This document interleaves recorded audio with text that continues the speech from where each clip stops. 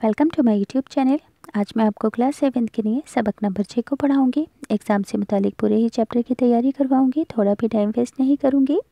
सबसे पहले मैं आपको इस सबक का खुलासा लिखना बताऊंगी, क्योंकि एग्ज़ाम में किसी भी सबक का खुलासा अपने लफ्ज़ों में लिखने के लिए कहा जा सकता है। फिर इस सबक के टेक्स्ट बुक के क्वेश्चन आंसर और ग्रामर से रिलेटेड सभी क्वेश्चन लिखने बताऊँगी। पर पहले मैं आपको इस सबक को पढ़कर बताऊँगी, ताकि आपके एग्ज़ाम के लिए 100% तैयारी हो सके, क्योंकि किसी भी सबक को करने के लिए पहले सबक पढ़ना ज़रूरी होता है। तो सबक का नाम है बी अम्मा।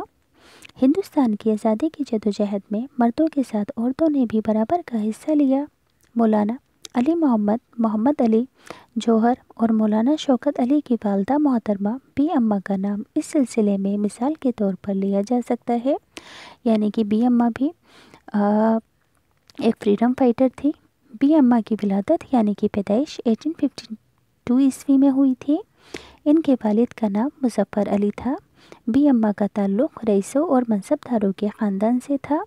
ये ख़ानदान अमरोहा का रहने वाला था। 1857 ईस्वी में इस ख़ानदान ने तय किया कि अगर दिल्ली और मेरठ की तरह अमरोहा में भी आज़ादी की जदोजहद शुरू हुई तो हम अंग्रेज़ी हुकूमत के ख़िलाफ़ खड़े हो जाएंगे और अपनी हुकूमत कायम कर लेंगे। इस बात से मालूम होता है कि बी अम्मा के ख़ानदान में हमेशा से अपने वतन से मोहब्बत पाई जाती थी। बी अम्मा ने बचपन ही से मुल्क की तबाही देखी थी और अंग्रेज़ों के मज़ालिम की दास्तानें भी बुज़ुर्गों से सुन रखी थी। इसके नतीजे में अंग्रेज़ी हुक्मरान से उन्हें नफ़रत हो गई।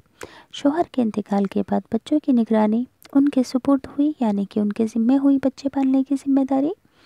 मोहम्मद अली 2 साल के थे और शौकत अली कुछ बड़े थे। बी अम्मा ने इन दोनों भाइयों की तरबियत इस ढंग से की कि आगे चलकर मोहम्मद अली और शौकत अली ने अंग्रेज़ी हुकूमत को हिलाकर रख दिया। बी अम्मा ने अपने बच्चों की तालीम के लिए अपना ज़ेवर भी रहन रख दिया, यानी कि गिरवी रख दिया। वे चाहती थी कि तालीम हासिल करने के बाद दोनों भाई अंग्रेज़ों की जालिम हुकूमत के ख़िलाफ़ जदोजहद करें, और इनकी ये मुबारक ख्वाहिश पूरी भी हुई। मौलाना मोहम्मद अली और मौलाना शौकत अली, जो अली बरादरान के तौर पर जाने जाते हैं, इन्होंने कलम और ज़बान के ज़रिए अंग्रेज़ों के ख़िलाफ़ अपनी आवाज़ को बुलंद किया। बी अम्मा बराबर अपने बच्चों के साथ रहीं और उनका हौसला बढ़ाती रहीं। जब अली बरादरान जेल में डाल दिए गए और कुछ लोग अंग्रेज़ों से समझौते की बात करने लगे, तो बी अम्मा ने साफ तौर पर कह दिया कि गवर्नमेंट इस बात को जान ले कि अपनी तकलीफ़ों से बचने के लिए अगर मेरे बच्चों यानी कि अली बरादरान किसी ऐसी बात के लिए हामी भर लेंगे जो बात हमारे मजहबी अहकाम या मुल्की फ़ायदों के ज़रा भी ख़िलाफ़ हो, तो मुझे यकीन है कि अल्लाह पाक मेरे क़ल्ब को इतनी मजबूती और सूखे झुर्रिए बड़े हाथों में इतनी ताकत देगा कि मैं उसी वक्त इन दोनों का गला घोट दूंगी। बी अम्मा के इस बयान से उनकी हौसलामंदी, जराइत, मज़हब और वतन से गहरी मोहब्बत साफ ज़ाहिर होती है। मार्च 1924 में बी अम्मा की तबीयत ख़राब हो गई। उन्हें अमरोहा से फ़ौरन रामपुर लाया गया। अली बरादरान अपनी मां से मिलने के लिए रामपुर आए, लेकिन अंग्रेज़ हुकूमत ने उन्हें रेलवे स्टेशन पर रोक दिया। जब इसकी खबर अम्मा को मिली तो वे खुद बीमारी की हालत में स्टेशन आ गईं और इसरार यानी कि ज़िद की कि मैं भी तुम लोगों के साथ चलूँगी। मजबूरन उनको दिल्ली लाया गया। उनकी ख्वाहिश थी कि हिंदुस्तान की आज़ादी और हिंदू मुस्लिम इत्तेहाद को वे अपनी आँखों से देख लें। आखिर बी अम्मा इसी ख्वाहिश को लिए हुए 13 नवंबर 1924 ईस्वी में दुनिया से रुखसत हो गई। बी अम्मा के पैगाम को किसी शायर ने इस तरह बयान किया है: बोली अम्मा मोहम्मद अली की, जान बेटा खिलाफत पे दे दो। तो इस तरह से बी अम्मा के बारे में बताया गया है कि उन्होंने अपने बच्चों की तालीम व तरबियत को इस तरह से परवान चढ़ाया था, औरत होते के साथ ही, कि उनके बच्चे बड़े होकर अंग्रेज़ी हुकूमत को हिलाने के बहुत बुरी तरीके से हिला पाए थे और आज़ादी हासिल करने के कदमों को अपने आगे बढ़ाया था। अब इस सबक के अल्फाज मायने हैं, जानने निहायत ज़रूरी हैं, क्योंकि एग्ज़ाम में हम बोलचाल की भाषा नहीं लिखनी है। जदोजहद का मतलब होता है शदीद लगातार कोशिश करना। विलादत कहते हैं पैदाइश को। मनसबदार कहते हैं ओहदेदार को। मज़ालिम यानी कि जुल्म की जमा, ज़्यादती करना। सपुर्द करना यानी कि हवाले करना। तरबियत कहते हैं परवरिश को। رہن کہتے ہیں گروی رکھنے کو، اقرار کہتے ہیں ماننے کو، جرائد کہتے ہیں ہمت کو، اتحاد یعنی کہ میل جول کو کہتے ہیں، نگرانی یعنی کہ دیکھ بھال اور حفاظت کو کہتے ہیں۔ اب ایگزام میں کسی بھی سبق کا خلاصہ اپنے لفظوں میں لکھنے کے لیے آ سکتا ہے، تو اس سبق کا خلاصہ آپ کو ایگزام میں کس طرح سے لکھنا ہے وہ پڑھ کر بتا دیتی ہوں۔ ہندوستان کی آزادی کی جدوجہد میں مردوں کے ساتھ عورتوں نے بھی برابر کا حصہ لیا۔ مولانا محمد علی جوہر اور مولانا شوکت علی کی والدہ محترمہ بی اماں کا نام اس سلسلے میں فخر سے لیا جا سکتا ہے۔ بی اماں کی پیدائش 1852 عیسوی میں امروہہ کے ایک رئیس اور منصب دار خاندان میں ہوئی۔ ان کے والد کا نام مظفر علی تھا۔ 1857 عیسوی میں اس خاندان نے طے کیا کہ اگر دہلی اور میرٹھ کی طرح امروہہ میں بھی آزادی کی جدوجہد شروع ہوئی تو ہم انگریز حکومت کے خلاف کھڑے ہو جائیں گے اور اپنی حکومت قائم کر لیں گے۔ بی اماں نے بچپن سے ملک میں تباہی دیکھی تھی، اس لیے وہ انگریزوں سے نفرت کرتی تھی۔ شوہر کے انتقال کے بعد بچوں کی نگرانی بی اماں کے ذمہ ہوئی۔ وہ جانتی تھی کہ تعلیم حاصل کرنے کے بعد ان کے دونوں بیٹے انگریزوں کی ظالم حکومت کے خلاف جدوجہد کریں گے، اور ان کی یہ خواہش پوری بھی ہوئی۔ آگے چل کر محمد علی اور شوکت علی نے انگریز حکومت کو ہلا کر رکھ دیا۔ انہیں علی برادران کے نام سے بھی جانتے ہیں۔ جب علی برادران کو جیل میں ڈال دیا گیا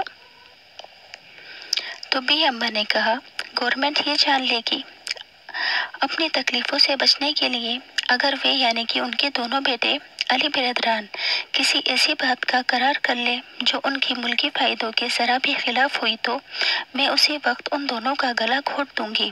اس بات سے ان کی بدن سے محبت صاف ظاہر ہوتی ہے۔ مارچ 1924 میں بی اماں کی طبیعت خراب ہوئی تو انہیں امروہہ سے رامپور لایا گیا۔ علی برادران جب بی اماں کو دیکھنے پہنچے تو انہیں ریلوے اسٹیشن پر روک لیا۔ جب بی اماں کو یہ اطلاع ملی تو وہ خود بیماری کی حالت میں اسٹیشن پہنچی اور پھر اپنے بیٹوں کے ساتھ دہلی آ گئی۔ ان کی آخری خواہش تھی کہ وہ ہندوستان کی آزادی اور ہندو مسلم اتحاد کو اپنی آنکھوں سے دیکھ لیں۔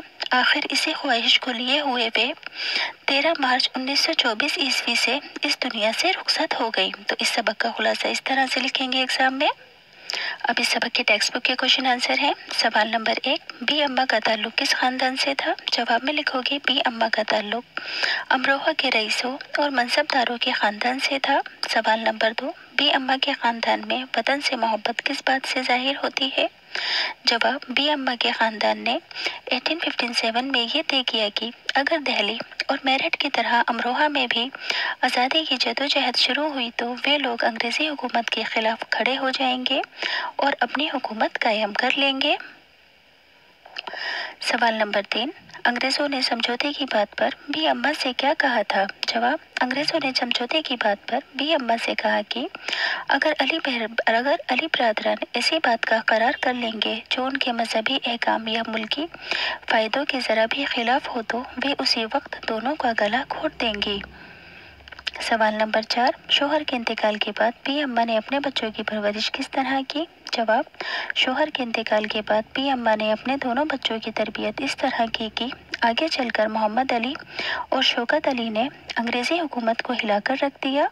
سوال 5، علی برادران بی اماں سے ملنے رامپور گئے تو انگریزوں نے ان کے ساتھ کیا سلوک کیا؟ جواب، جب علی برادران بی اماں سے ملنے رامپور پہنچے تو انگریزوں نے انہیں ریلوے اسٹیشن پر ہی روک لیا اور بی اماں سے ملنے نہیں دیا۔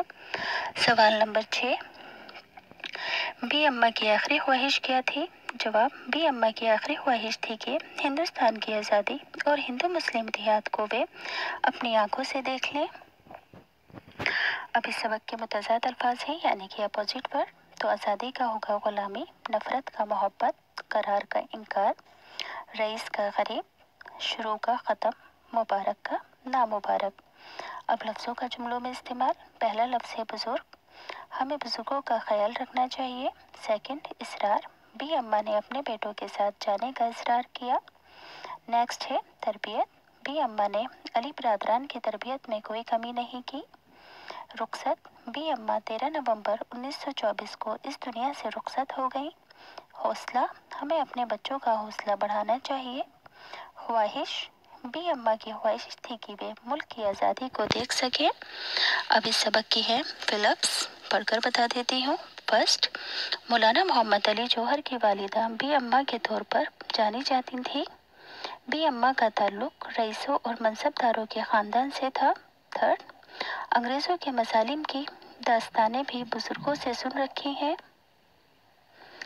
फोर्थ, अली बरदरान ने कलम और ज़बान के ज़रिए अंग्रेज़ों के ख़िलाफ़ आवाज़ बुलंद की। फिफ्थ, अंग्रेज़ी हुकूमत ने उन्हें रेलवे स्टेशन पर रोक दिया। हिंदुस्तान की आज़ादी और हिंदू मुस्लिम इतिहाद को वे अपनी आंखों से देख लें।